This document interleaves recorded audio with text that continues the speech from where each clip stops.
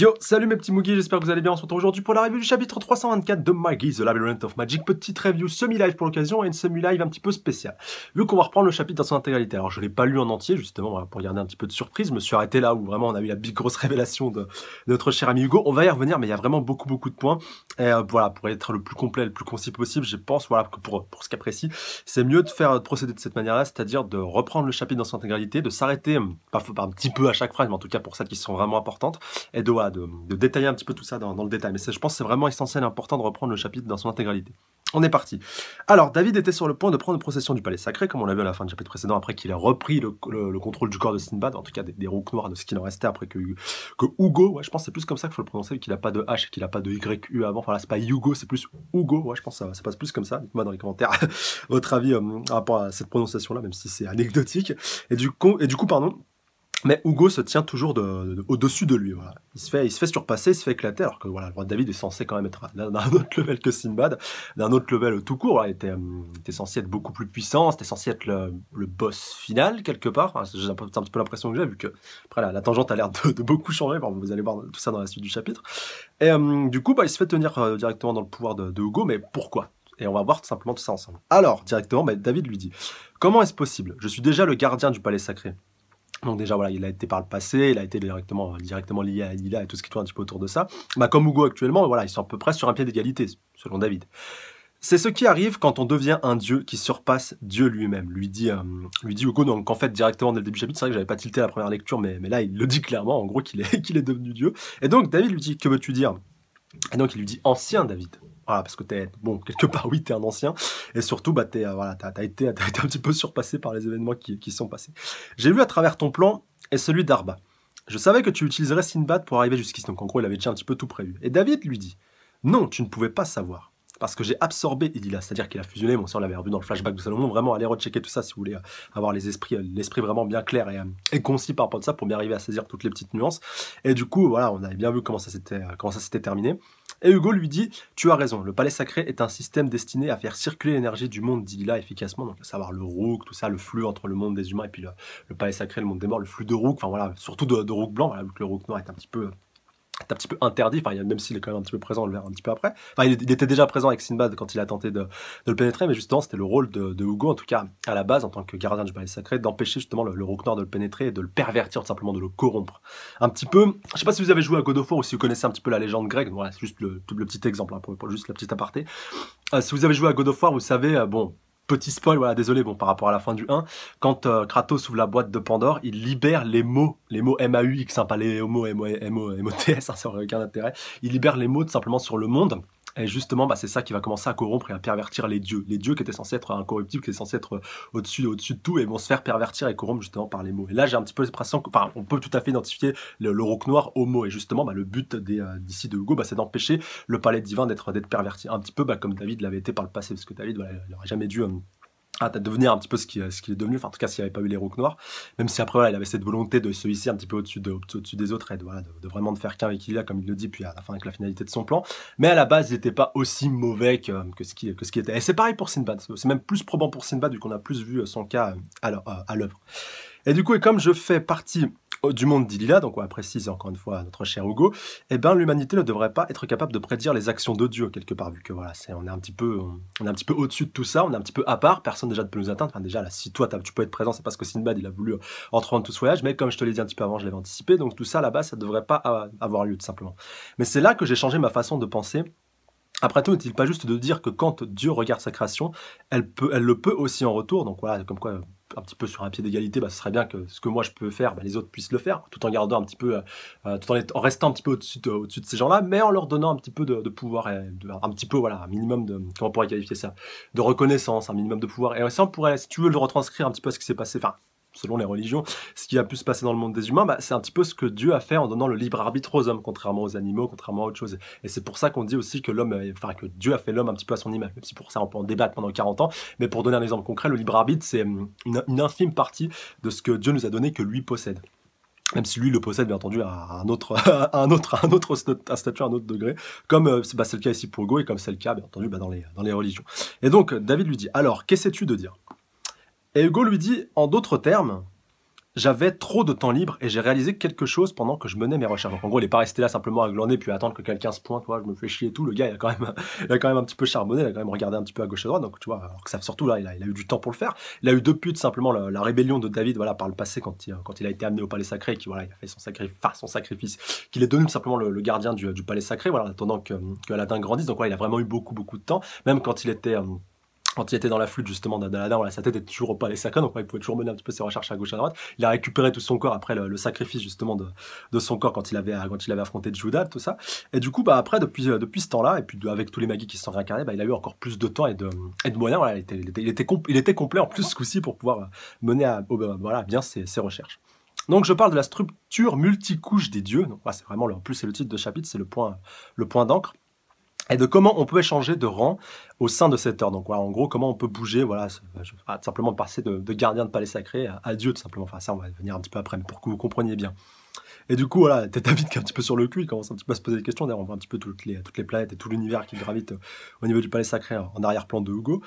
Et Hugo nous précise, c'est comme ce que j'ai dit à Sinbad, un personnage qui apparaît dans une histoire ne peut pas surpasser celui qui l'écrit. Ça, c'est QFD, mon gars, j'ai envie de te dire. Tout dépend de ce que l'auteur a envie d'écrire. Mais si tu considères la réalité comme une structure multicouche, alors il ne serait pas étrange qu'il y ait une hiérarchie parmi les dieux, n'est-ce pas? Donc, ça rejoint un petit peu la logique de tout ce qu'il nous a dit précédemment. Et donc, incroyable, quand même, dit David, je n'avais jamais pensé qu'une telle chose pouvait arriver. Je pense que ma solitude touche enfin à sa fin.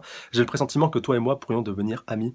Viens, discutons ensemble en tant que Dieu. Donc, bon, David, il n'a pas encore compris ce qui se passait. Bien sûr que, voilà, quand il a fait un petit peu sa rébellion, qu'il a fusionné avec Ilila, il a été pendant un court instant un Dieu. Ça, on peut tout à fait le souligner, même si, voilà, heureusement, Salomon, avec sa sagesse, a pu, puis voilà, avec son sacrifice, a pu, voilà, un petit peu remédier à ça et un petit peu bouleverser ce nouvel équilibre qui était, voilà, qui dépendait qu'un seul homme, et voilà, un homme en plus perverti. Donc, c'était bien, voilà, qu'il fasse ce sacrifice-là. D'ailleurs, en plus, ça se voit bien au niveau de son corps. Ça me fait un peu penser au Noah dans Andy Grayman d'ailleurs, avec vraiment le mal, voilà, qui identifiait le fait que t'es black et tout, voilà, même si c'est un petit peu de l'ostracisme. Mais voilà, David, bien entendu, à la base, il était blanc, et quand tu vois comment le roi l'a perverti, il est devenu tout noir. Et du coup, il commence pas trop à réaliser ce qui se passe. Pour lui, il est toujours un dieu, il est toujours celui qu'il était. Enfin, simplement en réussissant à se réincarner dans Sinbad qui était un peu le summum des hommes, c'est sa réincarnation quelque part. Et bah ça y est, tac, j'ai réussi à revenir, donc j'ai récupéré directement mon statut, mais il a pas compris que Hugo avait réussi à surpasser tout ça. Alors, c'est ça justement le point la question qui sera intéressante, je vous la pose dans les commentaires. Est-ce que pour vous, Hugo a réussi à devenir un dieu encore au-dessus de celui au-dessus de simplement de David quand il avait réussi à fusionner avec Ilila dans le flashback, ou alors David, voilà, est complètement, voilà, n'est pas revenu aussi puissant qu'il était auparavant quand il a fini sa réincarnation. Et du coup, il s'est fait totalement surpasser par Hugo, qui lui était tout simplement beaucoup, beaucoup plus puissant et un cran dessus. D'ailleurs, donc il lui dit, attends une minute. D'ailleurs, en plus, il aurait pu le tilter directement, en voyant qu'il n'était pas à la hauteur, mais qu'il le tenait dans le creux de sa main. Et puis là, on le voit bien avec cette symbolique de la main qui s'apprête à s'écraser sur lui. Du coup, que s'est-il passé? Alors, petite ellipse, on retourne sur Arba. Donc, ouais, Arba, on peut se représenter un petit peu en petite fillette et tout. Enfin, j'aime bien sa nouvelle apparence, de toute façon, vu qu'elle change un petit peu de corps comme elle le désire. Donc, voilà, par rapport à cette réincarnation et les différentes personnes qui sont aussi de son entourage. Bon, moi, je vais pas vous refaire toute l'histoire, mais bon, vous connaissez un petit peu la perversité que peut avoir Arba. Et du coup, quel est cet endroit? C'est si lumineux, donc on voit qu'elle commence un petit peu à reprendre ses esprits. Une bibliothèque, je ne peux pas bouger mon corps. Alors, je rappelle quand même qu'Arba n'était pas partie justement au palais sacré. Voilà, elle avait laissé Sinbad tout faire le sale boulot. Même si c'était elle qui s'était occupée du rituel, bien entendu, d'invocation pour pouvoir rejoindre le palais sacré. Mais elle n'y avait pas été. Et du coup, c'est Hugo qui allait la chercher. Bon, en tant que dieu, je pense que c'est un des pouvoirs qu'il peut posséder. Donc, réveille-toi, Arba, c'est le palais sacré. Donc, voilà, allez, viens, reviens et tout. Donc, le palais sacré, waouh, et tout, alors que je suis toute petite par rapport à tout ça. Et du coup, Hugo, voilà, qui est toujours aussi grand. Donc, ça y est, ils sont rentrés dans le palais sacré. C'est vrai que pendant tout ce temps-là, tout ce qu'on avait vu avant, que ce soit avec Sinbad ou les autres, ils étaient à l'extérieur. Et du coup, Arba lui dit, est-ce que Seigneur Sinbad et l'ancien David ont réussi? Alors, ça y est, on est enfin arrivé. Si tu cherches l'ancien David et Ilila, ils sont là-bas. Donc il les a enfermés dans une sorte d'aquarium, c'est assez ouf. Enfin, voilà, regardez quand même la plus grande création et tout. Donc voilà, la méduse, enfin Ilila et du coup David, vu qu'ils sont fusionnés, qui sont symbolisés par cette méduse avec le cerveau. Enfin là, c'est une belle métaphore qu'ils sont en train de créer un nouveau monde, mais ça on va dire un petit peu après. Oh mon père, comment ça se fait et tout, voilà, que tu sois là. Ah là là, sacré Arba. Et du coup, donc voilà, je pense bien entendu, vous avez compris qu'elle parlait d'Ilila, mais bon, maintenant, Ilila, David et tout, enfin limite, alors attendez, David a fusionné avec Ilila.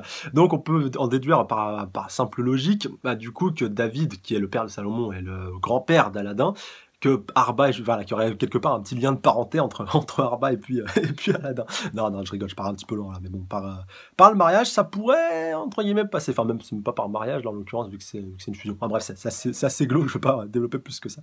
Donc, alors, Hugo lui précise, il est actuellement en pleine création d'un univers de second ordre. Juste comme il le souhaitait, il le complète avec des rooks, un cosmos et même de la vie. Donc voilà, on comprend tout simplement que Hugo n'a pas décidé de le détruire, mais que plutôt voilà, que de l'annihiler, voilà, de se débarrasser des rooks une bonne fois pour toutes. Déjà, il y a la question, est-ce qu'il pouvait le faire?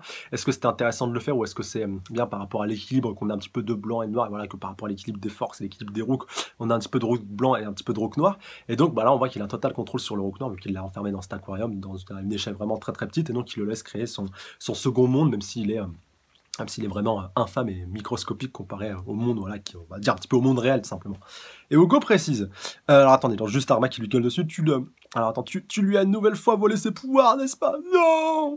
Et donc alors, quand même Hugo qui précise, mais les formes de vie de ce monde, de second ordre, ne seront pas capables de comprendre la volonté du créateur. Tout comme les minuscules cellules qui forment un être humain, elles ne seront pas capables de saisir le sens de leur existence, ou la volonté du corps humain qu'elle constitue. Globalement, une hiérarchie infinie de mondes existe et j'ai juste changé l'ordre des dieux dans ces mondes, donc voilà, en l'occurrence le monde réel et puis le monde qu'il a créé, enfin qu'il a laissé à notre cher David créé, enfin David il y a impardonnable, donc on va lui dire bah ouais, qui accuse vraiment le coup, mais j'ai juste réalisé les souhaits d'Ilila, bah ouais, quelque part pour que tout le monde soit un petit peu content, donc limite Arba, vas-y, tu peux y aller, c'est le monde que tu voulais, voilà, même si c'est un monde microscopique, tu peux y aller. Et donc tu penses que tu es un dieu, donc on va lui dire Arba, et Hugo lui dit exactement. Hugo, donc voilà, elle commence un petit peu à tilter, enfin voilà, la limite, je crois qu'elle avait compris qu'elle avait en face de lui. Et du coup, on a la big grosse révélation à la page suivante, voilà, la confirmation plutôt, je suis le dieu tout-puissant. Donc ça y est, il a réussi à prendre la place, enfin, j'allais dire qui était ciel, mais quelque part, il l'a toujours eu, et comme il le dit, voilà, avec le titre de chapitre d'ailleurs, par rapport à tout ce qui tourne au multicouche, attendez, je vais vous le reciter, voilà, histoire que ce soit bien clair pour vous saisissiez bien. En fait, il était gardien du palais sacré, mais il n'y avait pas de dieu. Voilà, enfin, en tout cas, depuis que David s'était fait sceller, bon, il était encore un petit peu présent, sa présence était... L'essence même de son âme était encore existante, mais c'était pas lui qui régnait, tout simplement. C'était pas lui qui était au-dessus des lois, si vous voulez. Enfin, il le pouvait, il avait la liberté de se libérer, alors il l'a fait en reprenant le corps de Sinbad, mais c'était trop tard. Et du coup, là, voilà, la structure multicouche des dieux, et donc c'est grâce à cette petite particularité qu'il a pu se hisser, qu'il a pu monter justement les échelons, passer les couches un petit peu les unes au-dessus des autres, en se renseignant, en s'informant, en acquérant de nouveaux pouvoirs. Bon, il avait déjà un petit peu les bons pouvoirs, mais au moins, il lui manquait un petit peu, je pense, le savoir et les connaissances pour pouvoir les mettre en pratique. Et du coup, c'est ce qu'il a fait. Voilà, tout simplement. Et c'est une très bonne chose. Du coup... Et surtout, voilà, lui, il n'est pas perverti par le rook noir, c'est le moins qu'on puisse dire. En tout cas, il fait très attention par rapport à ça, même si ça peut changer, bien entendu. Du coup... Il précise, depuis qu'Aladin est parti, je m'ennuie tellement, Arba, tu dois avoir vécu plus de 1000 ans, mais la notion de temps n'existe pas au Palais Sacré, donc ce qui est encore pire. Pour moi, c'est comme si, des milliards, de milliards, de milliards, de milliards, de milliards, de milliards, de milliards, de milliards, de milliards, de milliards, de milliards, de milliards et de milliards. Bon, il y en a sûrement encore plus d'années étaient passées. Et du coup, Arba qui dit, mais maintenant, je ne serai plus seul. Maintenant, je vous garde avec moi. Du coup, il est en train de la choper avec ses bras. Donc, il est assez flippant, je dois avouer. Là, en gros, Hugo, et donc, il la ramène auprès de son œil. Parce que tu es là. Oh, tu vas lui faire un petit enfant. Non, je rigole. Il y a moyen que ce soit le cas. Tu étais quelqu'un que j'admirais. Donc, à l'époque d'Almatoran, bien entendu. Alors, attendez, juste, j'ai switché la page un petit peu trop rapidement. Voilà. Alors, donc, oui, d'ailleurs, là, je ne voulais pas préciser, mais je suis parti en reaction live, là, depuis la page d'avant. Là, c'est de l'inédit. Donc, tu étais quelqu'un que j'admirais. Autrefois, nous étions amis ensemble avec Salomon. Donc, voilà, à l'époque. Comme je vous disais, peut-on redevenir amis, Arba? Imaginez que Dieu serait vraiment comme ça, serait aussi innocent, serait aussi bon, serait aussi joyeux. Moi, j'avoue que ça me ferait un petit peu flipper, parce que voilà, laisser le sort du monde pardon, dans les mains de quelqu'un aussi naïf, ça fait un petit peu flipper. C'est touchant quelque part, parce que tu sais qu'il fera pas de mal, mais quand tu vois les gens qu'il a auprès de lui, là en l'occurrence Arba, enfin, je sais pas, même si elle peut rien tenter concrètement, enfin, il y a toujours cette petite menace qui fait un petit peu flipper, enfin, peut-être limite une fusion, qu'elle arrive à libérer Ilila et puis David de leur aquarium, pourquoi pas, ça pourrait être intéressant, mais là franchement, c'est ça qui est génial avec Maggie, d'ailleurs, certains me l'avaient dit dans les commentaires, et c'est aussi ce que je pense, on sait pas du tout comment ça va partir et comment ça va ça va se décanter tout simplement. Et c'est ça qui est bien, parce que c'est tout à fait, et c'est vraiment original, pour un arc final j'entends, hein. On a vraiment de la pression, on voit à peu près le schéma narratif qui se dégage avec l'ennemi qui devient de plus en plus puissant, c'est ce qu'on pensait d'ailleurs ce qui allait se passer avec Sinbad. Après c'est pas tout à fait mort, on sait jamais, hein.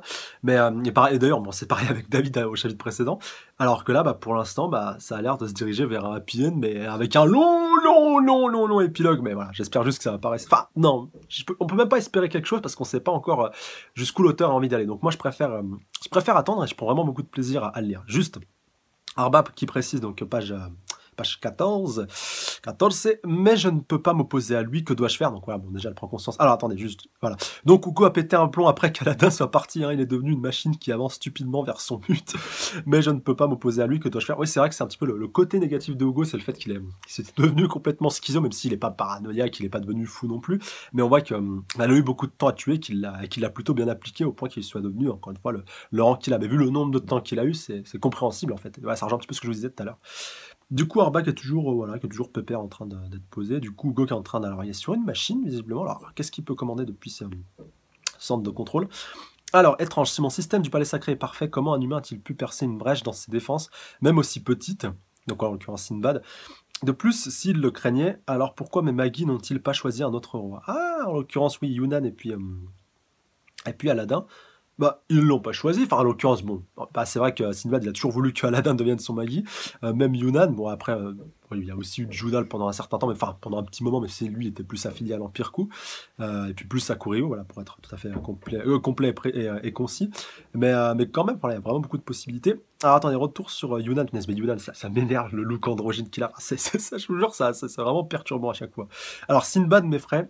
Il est trop proche du parfait écrin royal, donc c'est ce que Yunnan avait déclaré. L'éclat d'ongle Sinbad est si écrasant, j'ai le sentiment que je serais attiré dans le chemin qui illumine sans m'en rendre compte. Donc voilà, on avait précisé, si je dis pas de bêtises, Aladdin donc, par le passé. Donc voilà, ce qui rappelle encore une fois la grandeur de David à l'époque d'Almatoran. Et du coup, alors voilà, bon, il pensait sûrement que voilà, peut-être que Hugo ça devait un petit peu l'énerver par rapport au fait que ouais, il pense vraiment que voilà, c'est lui qui est l'élu, qui est destiné à devenir le nouveau dieu, mais qu'est-ce qu'il va faire et tout, parce que c'est vrai, franchement, imaginez deux secondes, franchement, imaginez 2 secondes Sinbad à la place de Hugo à l'instant T, à l'instant présent, en train un petit peu d'essayer d'avancer tout ça. Franchement, ça serait intéressant. Bon, le Sinbad d'avant, hein, pas le Sinbad perverti. Du coup, retour sur cette petite, donc ouais, sur Elila qui est en train de continuer de créer sa petite sphère. Alors, là, on a un petit focus dessus. Ouais, des petites pellicules de particules qui sont en train d'être agencées. Ah, on va rentrer à l'intérieur, en fait. On va voir ce qui se passe dedans. Donc, on voit David. Alors, dans une représentation assez bas-relief, assez picturale, si on peut le préciser. Donc, voilà, il est au-dessus un petit peu de tout ça. On va laisser, j'allais dire les 6 éléments. Ouais, visiblement, ça a l'air d'être ça. C'est un petit peu lié entre eux. Ah, je suis Dieu, je crée un monde. Donc, ouais, il est content. Il a pu avoir aussi sa finalité, même si son monde, il est de l'infiniment petit, mais au moins il est content, voilà, il a eu ce qu'il voulait. Alors est-ce que à partir de cette infinité toute petite, il va réussir à sortir de ce piège-là, à sortir de tout ça et à devenir encore plus puissant? On va voir tout ça. Mais pourquoi ai-je l'impression que quelque chose ne va pas? Est-ce le destin? Est-ce vraiment mon sort? Et du coup, on voit une sorte de... Alors attendez, qu'est-ce que c'est que cette bestiole? Alors est-ce que c'est lui justement là qui est en train de vagabonder et d'errer à l'intérieur de tout ça? Est-ce que c'est son essence? C'est assez bizarre, on dirait une sorte de méduse, je vous jure, c'est assez glauque, on la voit se diriger vers une sorte de porte, enfin un petit peu comme une sorte de lumière au bout du tunnel. Oui, et tu l'effectues bien. Donc voilà, est-ce que c'est le destin, est-ce vraiment mon sort? Et oui, et tu l'effectues bien. Alors qui lui parle? Ça, c'est toute la question de tout ça. Être un tremplin pour que je puisse atteindre le sommet, c'était ton rôle. Donc alors peut-être qu'il parle de Sinbad. Ah, alors attendez, est-ce que c'est Sinbad? Non, c'est le roi David, autant pour moi. Ils se ressemblent vraiment comme 2 gouttes d'eau, les deux. Mais non, ouais, on a bien la confirmation que c'est le roi David. Alors, c'est ainsi un... Alors, est-ce que c'est Hugo, justement, qui lui parle à travers tout ça dans son nouveau monde, ou est-ce que c'est Lila qui se trouve, voilà, qui se trouve un petit peu au-dessus de tout ça, même si les deux sont censés être fusionnés? Donc oui, celui qui errait, c'était bien le roi David. J'avoue vraiment que c'est hyper déconcertant. Enfin, voilà, c'est vraiment spécial à reviewer. C'est pour ça aussi que j'ai choisi ce format un petit peu particulier, enfin, qui dit chapitre particulier. Enfin, directement, dès que j'ai lu les premières pages, j'ai senti qu'on allait partir dans un délire assez chelou. Ouh, alors attendez, on a la confirmation que celui qui lui parlait, c'était Sinbad. Page finale. En plus, je vous l'avais un petit peu semi-teasé. Enfin, bon, même si je pensais pas que c'était cette personne-là qui lui parlait, je pensais Je pensais que Sinbad était David, alors que non. Et donc, le palais sacré, les dieux et même le destin n'étaient que des tremplins. Sinbad, le grand roi des sept mers, les a-t-il tous surpassés dans le prochain numéro? Un incroyable développement. Donc, quoi, tous ceux qui flippaient, ouais, Sinbad, rest in peace, Sinbad est mort et tout. Alors, Sinbad n'a pas retrouvé sa vraie forme, en tout cas pour l'instant, c'est juste une ombre, une lumière, donc il va sûrement essayer de récupérer son corps, en tout cas de récupérer et de se réincarner dans le roi David, donc ça va être l'inverse de ce qu'on a vu précédemment. Même si c'est vrai que pour David, il s'est pas réincarné directement dans son corps, il s'est réincarné dans le flot de Roc Noir qui était le sien d'ailleurs à la base, voilà, qui avait un petit peu survécu et qui avait pu aller jusqu'à Sinbad. Mais ça, au moins, c'est une fin intéressante vu que. Voilà, et ça, c'est ce qui me faisait un petit peu flipper. Moi, je suis content que par rapport à ça, on a cette fin. Parce que voilà, je pensais que tout simplement, ça y est, voilà, tout est bien qui finit bien, il n'y a plus aucune menace, voilà, que ce soit Arba, une grosse menace depuis le début, Ilila et puis David qui ont pris une ampleur encore plus importante depuis Almatoran, qui nous ont été, je pense, concrètement présentés comme antagoniste final. D'ailleurs, c'est pour ça qu'Arba se décarcasse depuis tant de milliers d'années, elle se réincarner à gauche à droite pour pouvoir le ramener à la vie. Du coup, on l'a eu. On a eu Sinbad qui a disparu, en tout cas qui a été lié à tout ça. Donc, il restait qui? Il restait plus personne. À part, donc encore une fois, Arba qui pour l'instant, voilà, n'a pas un rôle particulier, vu qu'elle ne peut rien faire concrètement, mais à mon avis, elle ça va encore un petit peu bouger pour elle. Mais en tout cas, à l'intérieur de cette petite méduse et de ce nouveau monde, en tout cas, qui a été créé, dont Hugo a bien voulu laisser Ilila et puis David le créer, eh ben, on a pu voir en tout cas que Sinbad avait survécu et donc voilà, il faudra voir. Est-ce qu'il va devenir le boss de ce monde-là? Est-ce qu'il va réussir à se hisser, à tirer profit justement de cette création de monde-là que lui a permis, voilà, le simple petit fragment, le simple petit, comment on pourrait qualifier ça? Le simple petit crédit qu'il a voulu lui accorder, voilà, tu veux devenir ton monde, ça y est, j'ai exaucé ton souhait, à part que ce sera de l'infiniment petit et que tu pourras pas réussir à surpasser tout ça, et ni même à te sortir de cette coquille, ni même sortir de cet aquarium-là. Alors, est-ce qu'à partir de rien, limite du néant, pratiquement du néant, il va réussir voilà, à gravir un petit peu les échelons? En plus, ça rejoint un petit peu ce que Hugo disait par rapport par rapport aux multicouches des dieux, le fait voilà, de partir de rien, puis de se hisser, monter en grade. Est-ce que justement là, il va vraiment repartir de zéro, de rien, de nada, et qu'il va réussir à se rehisser, pourquoi pas au-dessus même de Hugo? C'est ça vraiment qui est hyper intéressant. Et du coup, la propre leçon que Hugo vient d'inculquer ici à David, et puis voilà, à tout le monde, il va se la prendre encore une fois en pleine gueule parce que voilà, il a un petit peu, voilà, comme je vous l'ai dit, ces milliers d'années, c'est un petit peu joué aussi contre lui, vu qu'il a un petit peu trop recherché, un petit peu trop été à gauche à droite, comme il est devenu un petit peu schizo, même s'il est pas narcissique et il est pas perverti, mais quand même voilà, c'est un peu trop travaillé pour lui. Et des fois, quand tu réfléchis trop, c'est pas bon, voilà, parce que tu deviens un petit peu paranoïaque, tu penses un petit peu à tout et n'importe quoi, et des fois, tu peux négliger des points qui sont importants et donner de l'importance à des choses qui ne sont pas importantes. Et c'est ça justement qui va peut-être faire la différence, même si voilà, encore une fois, rien n'est fait.